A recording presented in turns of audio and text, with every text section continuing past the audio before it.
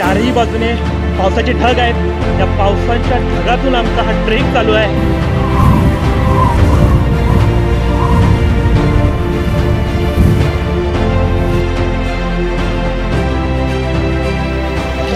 या डोंगराच्या कडेकडे चाललो आहोत। खाली खोल दरी आहे।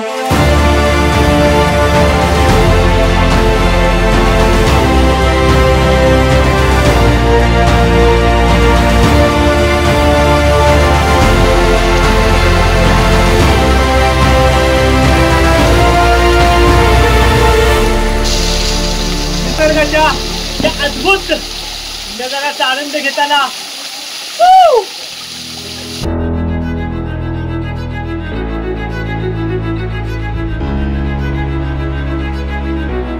नमस्कार मित्रांनो, तर आता आपण आहोत दादर स्टेशनवरती, सेंट्रलचं दादर स्टेशन। आणि आपण पाहताय मागे 11:05 ची कसारा लोकल लागलेली आहे।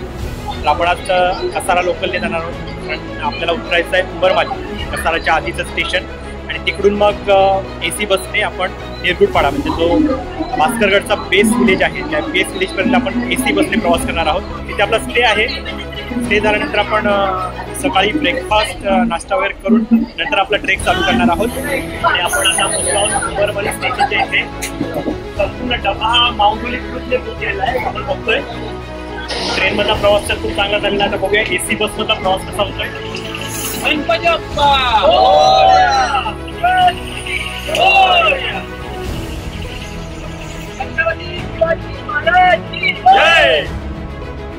खूपच चांगली आहे AC बस।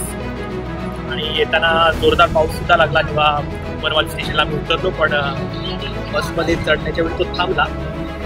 आता बसमधून हा जवळजवळ 2 तासाचा प्रवास आहे निरगुडपाडा हे बेस विलेज आहे तिथपर्यंत।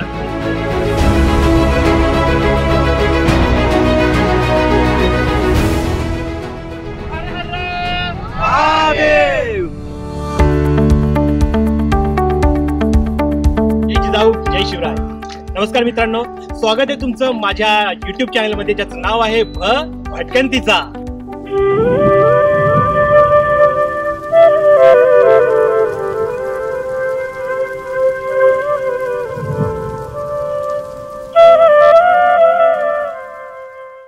तर आज या भटकंतीमध्ये मी तुम्हाला घेऊन आलोय महाराष्ट्र राज्यातल्या नाशिक जिल्ह्यातील त्र्यंबकेश्वर तालुक्यात असणाऱ्या या त्र्यंबकेश्वर डोंगर रांगेत वसलेला एक किल्ला आहे, ज्याचं नाव आहे भास्करगड, किंवा त्याला बसगड असेही म्हणतात। तर आपण आता जे आहोत ते निरगुडपाडा, जो भास्करगडाचा बेस विलेज आहे। तर या बेस विलेज पासून आपण आपल्या ट्रेकिंगला सुरुवात करणार आहोत। येताना कसारा ट्रेन पकडून आलो होतो। उंबरमाली या स्टेशनवरून आपण AC बसने त्या निरगुडपाड्यापर्यंत आलो, परंतु इथे येण्यासाठी अजून 3 मार्ग आहेत। म्हणजे एक नाशिकवरून येतो, एक इगतपुरीवरून येतो आणि दुसरा कसारावरून येतो। तर नाशिकवरून जर आपण आलो तर नाशिकवरून हा निरगुडपाडा 43 किलोमीटरवर आहे, तर इगतपुरीवरून आलो तर 48 किलोमीटर। पण आपण जर कसारावरून आलो तर कसारावरून हा जवळजवळ 52 किलोमीटर आपल्याला पडतो। पण कसारावरून जर यायचं असेल तर आपल्याला खोडाला मार्गे, म्हणजे कसारा टू खोडाला बस पकडून त्यानंतर मग तिथे शेअर जीप करून आपल्याला इथपर्यंत येता येतं। या त्र्यंबकेश्वर डोंगर रांगेमध्ये इथे खूप सारे किल्ले आहेत। म्हणजे आपण जर या किल्ल्यावर गेलो तर त्या आजूबाजूला नागपणी आहे, आणि ट्रेकर्सचा जो सर्वात आवडता म्हणजे हरिहर फोर्ट हा सुद्धा, म्हणजे हा निरगुडपाडा हा 2 किल्ल्यांचं बेस विलेज आहे। एक भास्करगड आणि दुसरा म्हणजे हरिहर फोर्ट। तर त्याच्या मागेच अंजनेरी आहे, ब्रह्मगिरी आहे, ब्रह्मपर्वत आहे, रामशेज किल्ल्याचा आपण इतिहास बघितला असेल तर 6 वर्ष 500 मावळीने हा किल्ला लढवला होता। रामशेज किल्ला सुद्धा इकडे आहे, भूपतगड आहे, वाघेरा किल्ला आहे। यासारखे खूप सारे किल्ले याच्या आजूबाजूला आहेत।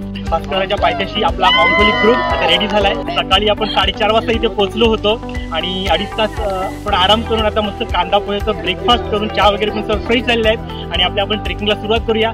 या भास्करगडाची संपूर्ण माहिती आणि संपूर्ण इतिहास मी आपल्या ट्रेकिंगच्या दरम्यान तुम्हाला सांगणार आहे, तेव्हा तुम्ही व्हिडिओ स्किप करू नका, पूर्ण व्हिडिओ बघा आणि आमच्या सोबत एन्जॉय करा हा भास्करगडचा ट्रेक। माउंट हॅलिस ग्रुप हा 2018 मध्ये चालू झालेला। आज या ग्रुपने 1 जुलै 2024 या ग्रुपने 6 वर्ष कंप्लीट केली आहे। जय शिवराय सगळ्यांना। जय शिवराय। तर आज आपण आलेलो आहे भास्करगड। याचं भास्करगडाला दुसरं बसगड असं सुद्धाही म्हणतात। तर हा भास्करगड समुद्र सपाटीपासून आपल्याला 3500 फूट उंचीवरती पाहायला मिळतो। हा गड गिरिदुर्ग प्रकारात मोडतो. याची श्रेणी ट्रेकरच्या दृष्टीने मध्यम स्वरूपाची मानली जाते. आपण आलोय गडावरती, इतिहास जाणून घेऊया, गड बघूया कसं काय होतं सगळं ते जाणून घेऊया. तसं तुम्हाला निखिलने सांगितलं इतिहास, तो तिकडे जाऊन बघा, जाणून घ्या, म्हणजे त्या काळीचं काय होतं ते सगळं फील करा. आणि जे पाण्याचे टाके आहेत वरती त्याच्यामध्ये पाय सोडून कोण कोण बसतात वगैरे, आपल्यामध्ये असं कोण आहेच नाही, आपण तेवढी काळजी घेतो. पण असं कधी करू नका, कारण का ते पाणी सगळे ना गावकरी वापरतात पियाला, किंवा आपल्यासारखे ट्रेकर्स मंडळी जातात ते लोक पण ते पाणी पियाला यूज करतात. छत्रपती शिवाजी महाराज की जय भवानी. आता तुम्हाला आदित्य बॅचेस वाटेल, सगळ्यांनी ते लावून घ्या.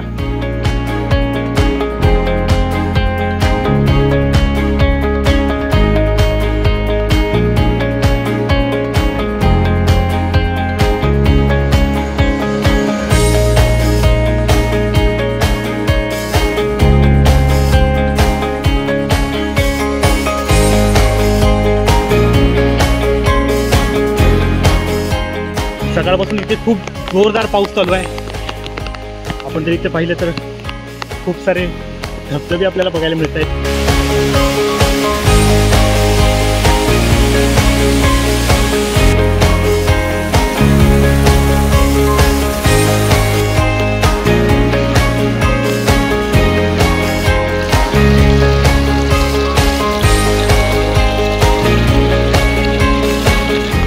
आता आपण येऊन पोचलो आहोत एका छोट्याशा पठारावर. पावसाळ्यातील निसर्ग सौंदर्य जर अनुभवायचं असेल नक्की ट्रेकिंगला या.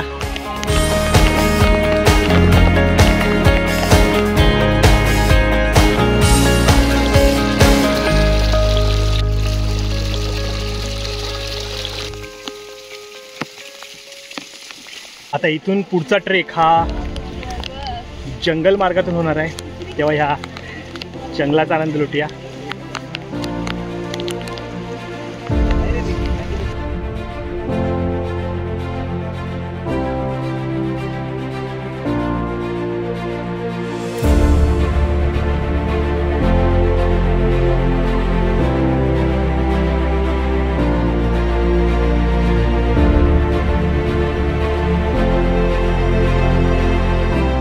मित्रांनो, लहानपणी शाळेत असताना कविता तुम्ही बोलली असेल की मला वाटते बसून विमानी उंच गगनी हिंडावे. तर आज या डोंगरमाथ्यावर येऊन या धुक्यामधून हिंडताना खरंच तोच अनुभव येतोय. ढगांमधून फिरतोय असंच वाटतंय.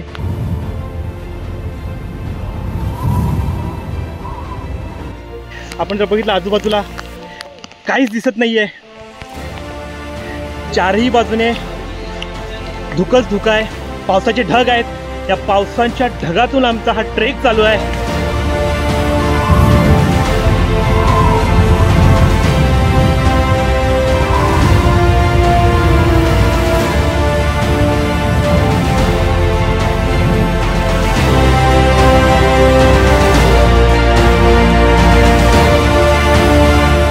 या भास्करगडावर या कारव्यांचं जंगल आहे. थोडं पुढे गेल्यानंतर आपल्याला ते जंगल सुद्धा लागणारच आहे कारव्यांचं. आणि या कारव्यांची खासियत आहे की दर 7 वर्षांनी ह्या कारव्यांना फुलं येतात. आणि ज्यावेळी ही फुलं येतात त्यावेळी हा संपूर्ण भास्करगड जांभळ्या रंगाने भरून जातो.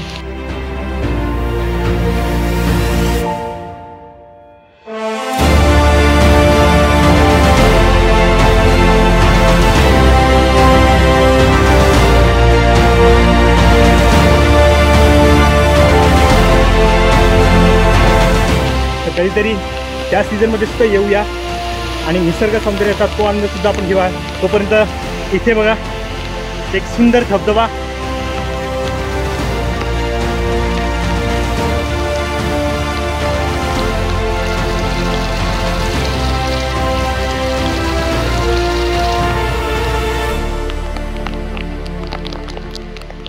आपण जर सगळीकडे बघितलं तर दाटले रेशमी हे धुके धुके हे गाणं बोलावंसं इथे वाटतंय.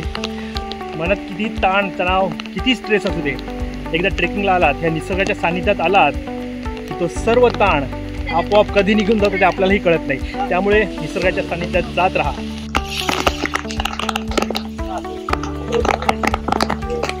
आपल्याला पाहायला मिळतोय. जरा जाणं थोडंसं रिस्की आहे, त्यामुळे सांभाळून जात आहेत सगळे. क्रॉस करण्यासाठी मदत करतात. खूपच चांगलं नियोजन आहे त्यांचं.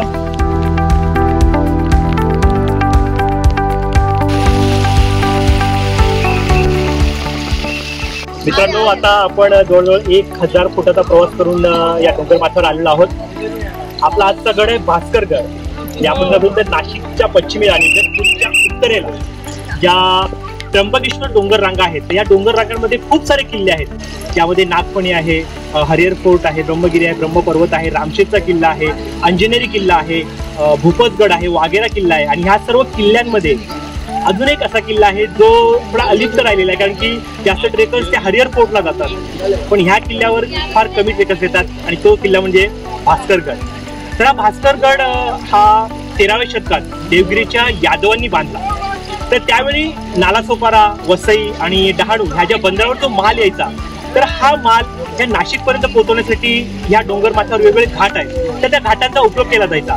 तर त्याच्यातच एक घाट म्हणजे गोंडा घाट. तर हा भास्करगड आणि हरिहर फोर्ट हे दोन फोर्ट त्या गोंडा घाटावर लक्ष ठेवण्यासाठी बांधले गेले होते. हे दोन्ही गड जर आपण बघितले तर एकमेकांसमोरच आहेत. म्हणजे भास्करगडाच्या समोर नागफणीचा डोंगर आहे, नागफणीच्या डोंगराच्या मागेच हा हरिहर फोर्ट आहे, त्याच्या मागे अंजनेरी आहे, त्याच्या मागे ब्रह्मगिरी ब्रह्मपर्वत सुद्धा आहे. म्हणजे असे किल्ले जवळजवळ हे सगळे किल्ले आहेत. आणि ह्या किल्ल्यांवरून ह्या ज्या गोंडा घाटावरती लक्ष ठेवण्यासाठी हे जे देवगिरीचे यादव होते यांनी प्रथम याचा उपयोग केला. या भास्करगडाचा जो इतिहास आहे पुढचा, तो आपण डोंगर माथ्यावर घेऊन जाणून घेऊया.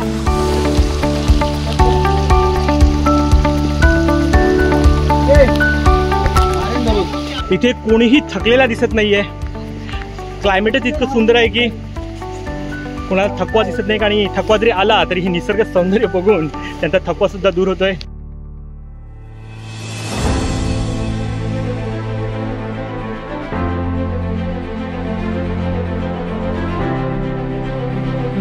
आपण पाहतो इथे थोडासा झिगझॅग टाईपचा रस्ता आलेला आहे.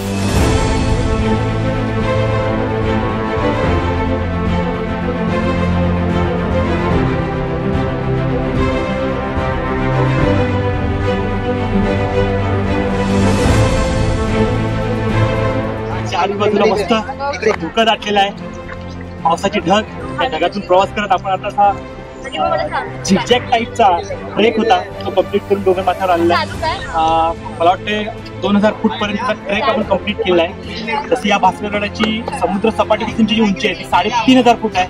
म्हणजे अजूनही आपला जवळजवळ 3000 फूटचा ट्रेक बाकी आहे आणि तो सुद्धा मस्त जंगलातून होणार आहे. तेव्हा इथपर्यंत ट्रेक आपण एन्जॉय केलाय, त्याच्या पुढचा ट्रेक सुद्धा आपण एन्जॉय करूया त्या कारवीच्या जंगलातून जाताना.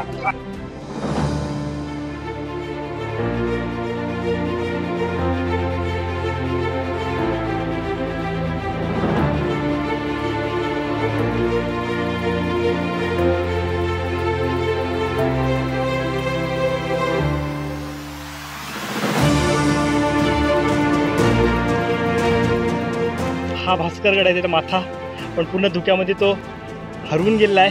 त्याच्या माथ्यावर आपल्याला जायचं आहे, कातलात कोरलेल्या त्या पायऱ्या चढून. चला.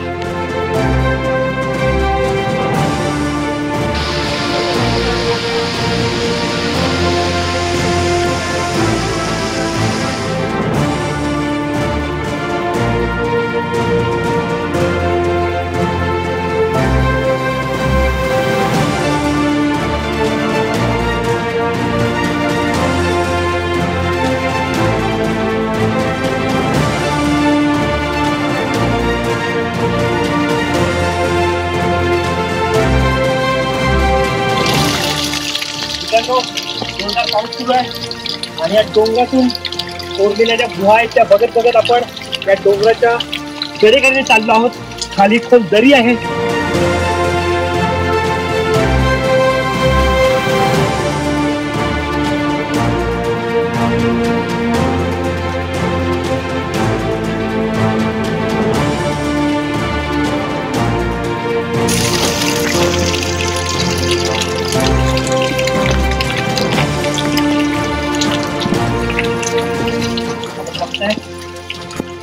डोंगरावर पडणारे हे धबधबे आणि जागोजागी तयार झालेल्या ह्या छोट्या छोट्या गुहा पण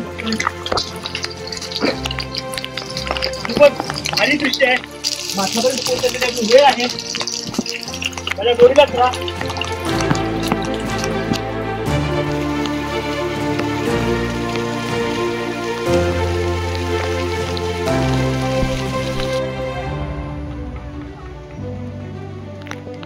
माउंट होलिक्स ग्रुप सोबत आपण हा तिसरा ट्रेक करतोय. आपण जर इथं बघितलं, सुंदर नियोजन, 3 पार्ट मध्ये डिवाइड आहेत, म्हणजे पुढे, मध्ये आणि शेवटला. आणि प्रत्येक ट्रेकर्सची काळजी व्यवस्थित घेतली जाते.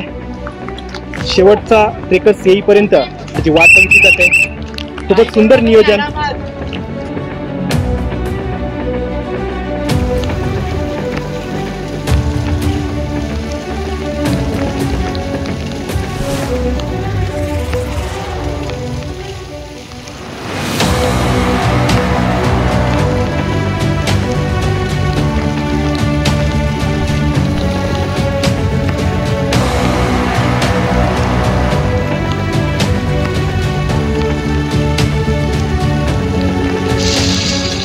निसर्गाच्या या अद्भुत जगाचा आनंद घेताना भास्करगडाला जवळजवळ 180 डिग्रीचा वळसा घालून आपण आता तिथे पोहोचलो आहोत, जे खास या भास्करगडाचं आकर्षण आहे. मित्रांनो, तर ज्या गोष्टीसाठी हा भास्करगड प्रसिद्ध आहे, ती गोष्ट आता आलेली आहे. फॉलो. ह्या त्या कातलात कोरलेल्या पायऱ्या, म्हणजे आपण बघू शकता एकाच दगडात या पायऱ्या कोरलेल्या आहेत स्प्रिंगच्या आकारामध्ये. जे स्प्रिंगचा आकार असतो, किंवा आपण एखादा स्क्रू बघितला, स्क्रूचा जो शेवटचा टोक असतो तिथंचा आकार असतो, तर त्या आकारात ह्या पायऱ्या कोरलेल्या आहेत. आणि या पायऱ्या सोडून जर आपण वर गेलो, तिथे एक दरवाजा आहे, तो सुद्धा ह्याच कातलात कोरलेला आहे. तर आता पावसाळ्यात याचं एक वैशिष्ट्य आहे की या पायऱ्यावर आपण बघतो की पाणी सुद्धा पडतंय, आणि त्या पडत्या पाण्यामध्ये आपण ह्या कातलात कोरलेल्या पायऱ्या चढणार आहोत. चला.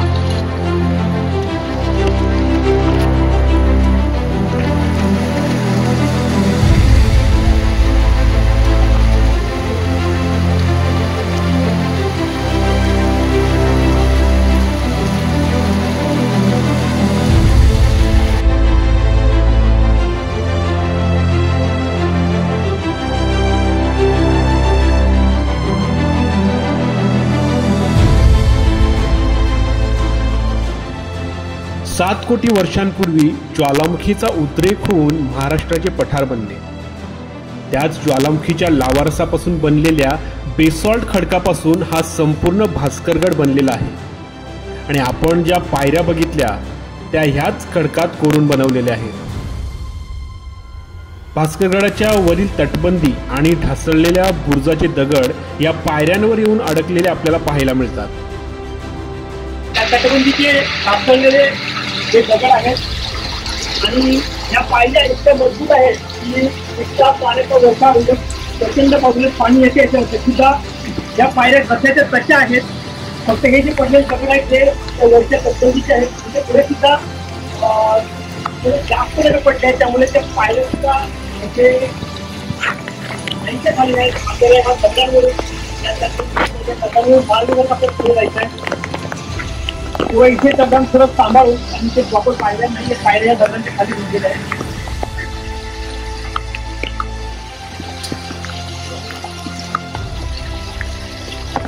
पावसाळ्याचं पाणी आहे, त्यामुळे पाण्याची पाय घेतली प्रॉपर ग्रीप घ्या.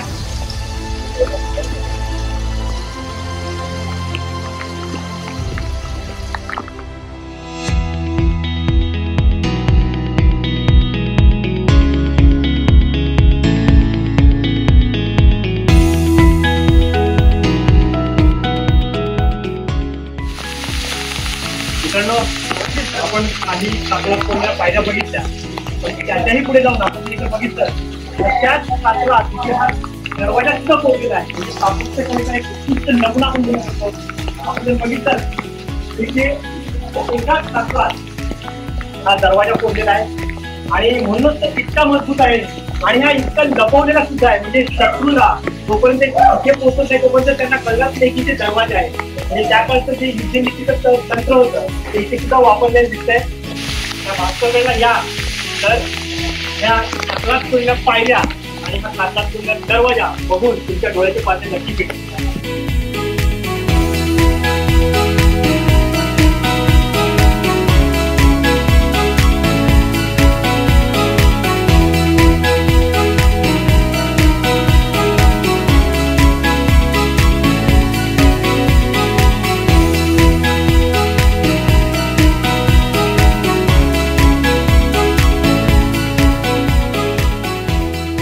भास्करगडाच्या माथ्यावर आपण आलेलो आहोत. इथे सुद्धा पूर्ण धुकं दाटलेलं आहे. गडाच्या माथ्यावर सहसा कोणी रात्रीचं मुक्कामाला थांबत नाही, ट्रेकर्स वगैरे, कारण इथे पाण्याचा साठा नाही आहे मुबलक पिण्याच्या पाण्याचा. त्यामुळे रात्रीचं ट्रेक किंवा इथे कॅम्पेनिंग वगैरे करत नाहीत सहसा कोणी. मित्रांनो, माथ्यावर आल्यानंतर आपल्याला इथे पाण्याची टाकी दिसते. 2 पाण्याची टाकी आहेत.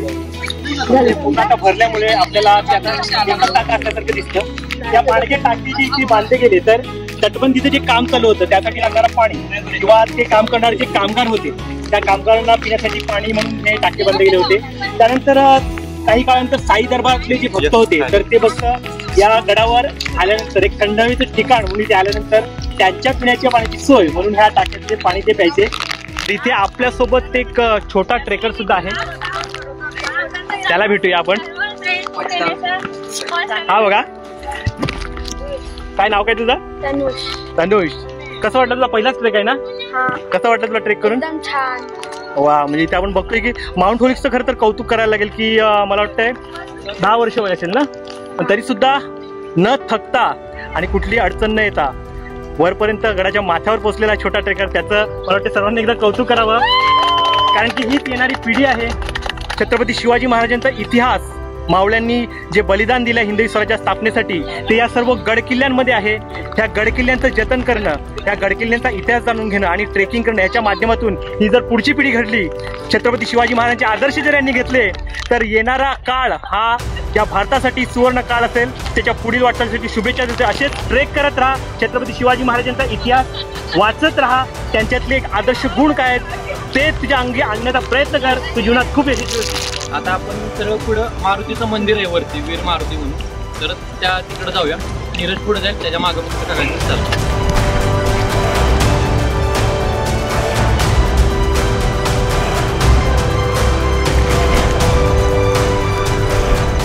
हिंदुस्थानात शोभून उठे ताजमहाल, जसा आपला सह्याद्रीतला उठून दिसे राजमहाल. तर हे राजमहालाचे जे काही अवशेष आहेत ते तुम्ही बघू शकता.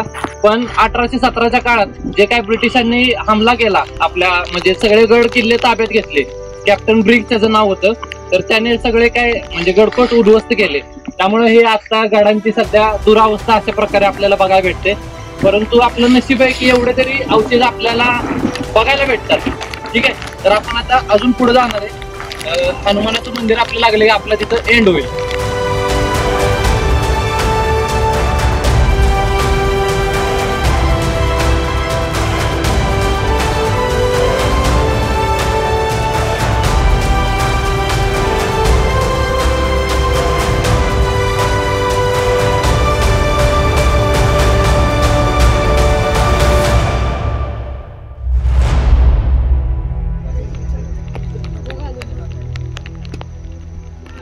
मनोजवं मारुततुल्य वेगं जितेंद्रियं बुद्धिमतां वरिष्ठं वातात्मजं वानरयूथ मुख्यं श्रीरामदूतं शरणं प्रपद्ये.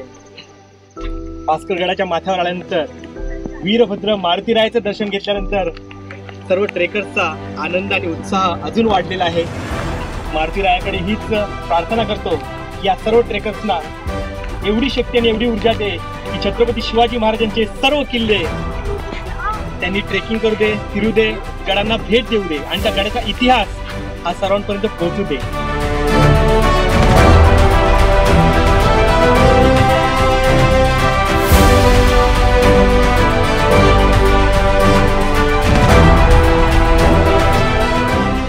महाराष्ट्रातील प्रत्येक किल्ल्यावर आपल्याला शिवलिंग बघायला मिळते, पण ट्रेकर्सना भास्करगडाच्या माथ्यावर ते बघायला मिळत नाही.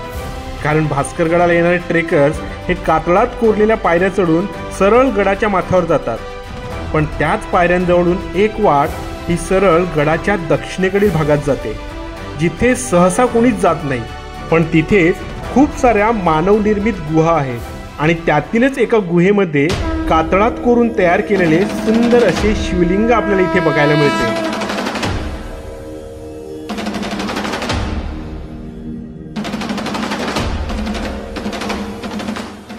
शिवलिंगासमोरच त्याच कातळात करून बनवलेली मगरीची एक प्रतिकृती सुद्धा आपल्याला बघायला मिळते.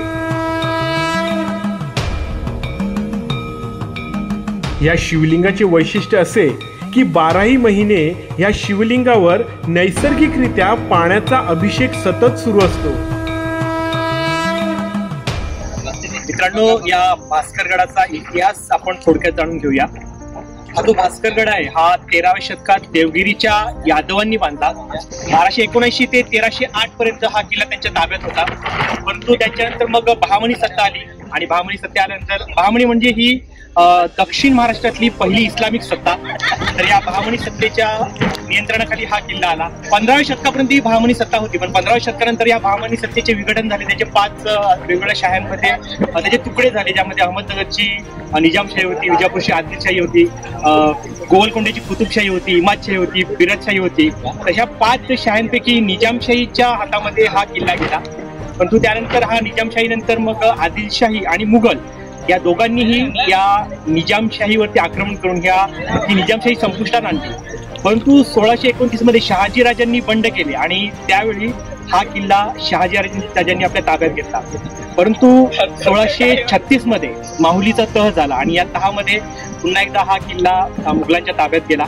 शिवाजी महाराजांनी जेव्हा हिंदवी स्वराज्य स्थापनेसाठी गड किल्ले घेण्याची सुरुवात केली त्यावेळी 1670 मध्ये छत्रपती शिवाजी महाराजांचे शूर सरदार मोरोपंत त्र्यंबक पिंगळे यांनी हा भास्करगड जिंकून घेतला. मोरोपंत त्र्यंबक हे जे होते हे आपल्याला जर माहिती आहे अष्टप्रधानांचे मंडळ होते छत्रपती शिवाजी महाराजांचे, त्यामध्ये सर्वोच्च पदी म्हणजे पेशवा या अष्टप्रधानांमधले जे पेशवा होते हे मोरोपंत त्र्यंबक पिंगळे होते. परंतु नंतर मग 1688 मध्ये हा किल्ला पुन्हा एकदा मुघलांच्या ताब्यात गेला आणि मग 1730 मध्ये ह्या स्थानिक लोकांनी जे ते आदिवासी कोळी जे होते त्यांनी बंड पुकारला आणि ह्या बंडामध्ये त्यांनी हा किल्ला मुघलांकडून जिंकून घेतला. आणि त्यानंतर 1818 पर्यंत हा किल्ला पेशव्यांच्या अधिपत्याखाली होता. परंतु 1818 मध्ये जे ईस्ट इंडिया कंपनीचे ब्रिग्स म्हणून होते त्यांनी काय केले की सर्व गड किल्ले त्यावर त्यांनी नागपूर केली, ते सर्व गड किल्ल्यांची त्यांनी हानी केली. त्यामध्ये ह्या भास्करगडाला सुद्धा हानी झाली. आपण जर मगाशीच बघितलं की ज्या गडावरती काही राजवाड्यांचे अवशेष आहेत ते जे तुटलेले अवशेष आहेत ते ज्या ब्रिटिश अधिकाऱ्यांनीच केलेले आहेत. त्या ब्रिटिशांनी त्या गडाची खूप हानी केली. परंतु हा भास्करगड आजही आपले अस्तित्व टिकून आहे.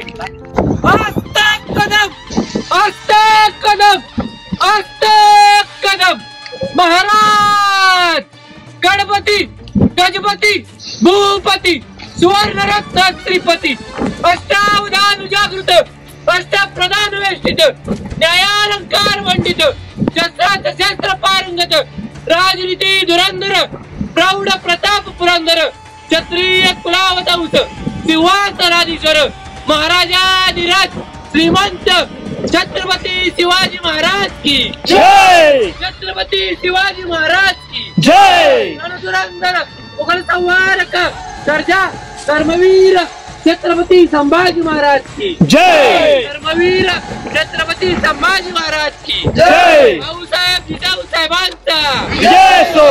भाऊसाहेब जिजाऊ साहेबांचा विजय असो. हिंदू धर्म की जय. ओम नमो पार्वती पते महादेव महादेव. बजरंग बली की जय. भारत माता की जय. मित्रांनो, आजचा हा ट्रेक तुम्हाला कसा वाटला हे कमेंट करून नक्की सांगा आणि व्हिडिओ आवडल्यास नक्की लाईक आणि जास्तीत जास्त शेअर सुद्धा करा. आणि हो, माझ्या भटकंतीमध्ये सहभागी होण्यासाठी भटकंतीचा चॅनेलला नक्की सबस्क्राईब करा. तर पुन्हा भेटूया आपल्या नवीन ट्रेकमध्ये. तोपर्यंत जय जिजाऊ जय शिवराय.